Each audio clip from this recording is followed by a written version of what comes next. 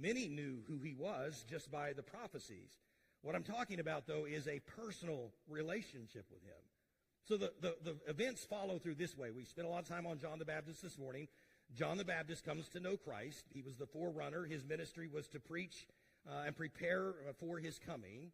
Now, to his own admittance, we read it this morning, but I didn't spend much time on it because I was going to point it out tonight. To his own admittance, as John the Baptist is preaching and as he's talking to his followers, when his ministry began, remember, he was given this specific ministry, but when his ministry of preaching in the wilderness began, he still didn't know who Jesus the Messiah was. That's kind of weird because it's his cousin, but it's a different time. They didn't live near each other. But in verse 33, it says this, I knew him not. But he that sent me to baptize, God the Father, gave him this ministry.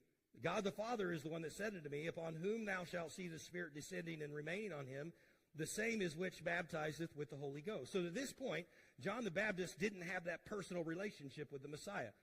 But he was still obedient to God. He hadn't seen him. He didn't know firsthand that this was indeed the Messiah, but he knew what God had called him to do. And so he still proclaimed the coming of the Messiah. The event that he's talking about here in verse 33, that the one who gave me this mission, gave me the understanding or told me this is how you're going to know who he is. He's referring to the event that took place in the Gospel of Mark when it says this, it came to pass in those days that Jesus came from Nazareth of Galilee and was baptized of John in the Jordan. And at that moment, it was this miraculous thing that took place. Straightway, as he's coming up out of the water, he saw the heavens opened and the Spirit like a dove descending upon him. That's exactly what John the Baptist was supposed to look for.